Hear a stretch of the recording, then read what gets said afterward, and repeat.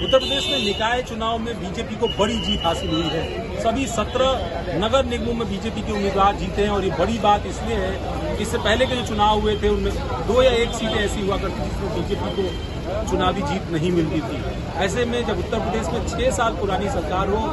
विधानसभा के चुनाव जीतने के बाद दोबारा जिस तरीके से सत्ता में आई योगी सरकार और उसके बाद फिर निकाय चुनाव हो रहे थे, ऐसे में इनकम्बेंसी की बहुत सारी बात हो रही थी। लेकिन उन निकाय चुनाव में इनकम्बेंसी को खता बताते हुए बीजेपी संगठन ने एक बड़ी जीत हासिल की है और इस जीत के बड़े बड़े किरदार रहे हैं, वो चाहे योगी आदित्यनाथ रहे हो, केशव प्रसाद मौर्य रहे हो, ब्रजेश पाठक रहे हो, धर्मपाल सिंह, भूपेन्द्र चौधरी जो पार्टी के प्रदेश अध्यक्ष है, संगठन महामंत्री धर्मपाल सिंह, उनकी भूमिका बड़ी अहम थी। और इसी के साथ जो रणनीति बनाई गई थी उस रणनीति के तहत सभी नगर निगम क्षेत्रों में अलग अलग पार्टी के मंत्रियों को, पदाधिकारियों को जिम्मेदारी, जवाबदेही दी गई थी और उनके निर्देशन में पिछले 3 महीने से लगातार इन चुनावों को लेकर तैयारी चली। हालांकि तैयारी सितंबर महीने से ही शुरू हो गई थी, लेकिन अलग अलग कारणों से ये मामला अदालत में गया। आरक्षण को लेकर भी कई सारे विवाद हुए, फिर सरकार को इस पूरे मामले में एक कमेटी बनानी पड़ी, कमेटी की रिपोर्ट आई, फिर सुप्रीम कोर्ट जाना हुआ, सुप्रीम कोर्ट के मार्गदर्शन में जाकर के ये पूरी कार्रवाई पूरी हुई, आरक्षण की प्रक्रिया पूरी की गई और उसके बाद फिर ये चुनाव कराए गए।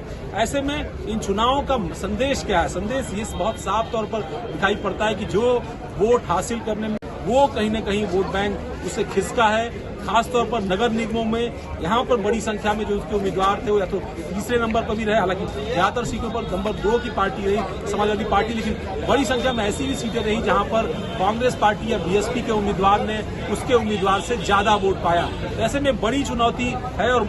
मत जो बिखरा है विपक्ष का, उसका लाभ जो है वो कहीं न कहीं सीधे तौर पर बीजेपी को मिला है। हालांकि अगर आप वोट जोड़ें तमाम विपक्षी पार्टियों का और बीजेपी के उम्मीदवारों का तो कुछ एक सीटें जरूर इसमें से उनका नुकसान हो सकता है, पर ज्यादातर सीटों पर उस मार्जिन से भी ज्यादा अंतर से जीत जो है वो कहीं न कहीं बीजेपी के उम्मीदवारों की हुई है। नगर पालिका और नगर पंचायत के भी जो चुनाव हुए उनमें पिछले चुनावों से बेहतर प्रदर्शन बीजेपी ने किया है। तो अगर कोई पार्टी निकाय चुनाव में, जैसे पंचायत चुनाव में आपको याद होगा विधानसभा चुनाव से पहले समाजवादी पार्टी ने क्लेम किया था कि उसका प्रदर्शन बेहतर है, हालांकि जिला पंचायत अध्यक्ष के जब निर्वाचन की प्रक्रिया आई तब उसमें बहुत बड़ी संख्या में सीटें हार गई थी समाजवादी पार्टी, लेकिन ज्यादातर सीटें मेंबर्स के स्तर पर जीतने का दावा किया गया था जहां पर वोट पड़ते हैं। अब इन चुनाव में सीधे जनता वोट डाल रही थी और इन चुनाव में अगर समाजवादी पार्टी हारती है या कहीं पीछे रह जाती है तो इसका सीधा असर जो है वो आने वाले लोकसभा के चुनाव में दिखाई पड़ेगा। उत्तर प्रदेश सबसे बड़ा राजनीतिक सूबा है, 80 लोकसभा की सीटें हैं और ऐसे में उत्तर प्रदेश से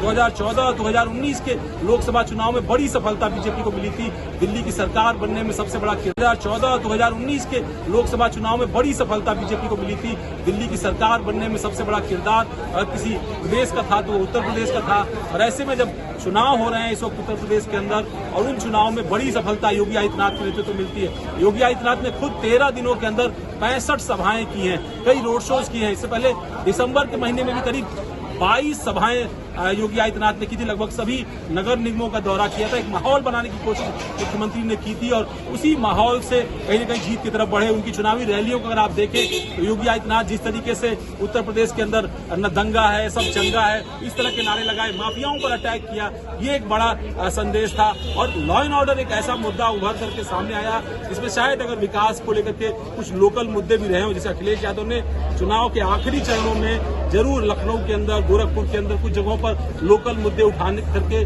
बीजेपी को घेरने की कोशिश की कि नाले ठीक नहीं है, सड़क ठीक नहीं है, इंफ्रास्ट्रक्चर ठीक नहीं है, घेरने की कोशिश की थी। लेकिन कहीं न कहीं मतदाताओं को लुभा नहीं पाए अखिलेश यादव और उसका नतीजा रहा कि अपनी रणनीति में कहीं न कहीं सफल रही। योगी आदित्यनाथ के चेहरे पर, उनकी सरकार के कामकाज पर एक बार फिर मोहर लगी है। और एक तरफ कर्नाटक में भले बीजेपी की चुनावी हार हुई हो, लेकिन यूपी की सफलता से बीजेपी गदगद है, क्योंकि देश के सबसे बड़े राजनीतिक सूबे में जहां से 80 लोकसभा की सीटें आती हैं वहां उसको बड़ी सफलता मिली है और ये कहीं न कहीं आने वाले दिनों में बीजेपी के लिए फायदे का सौदा है।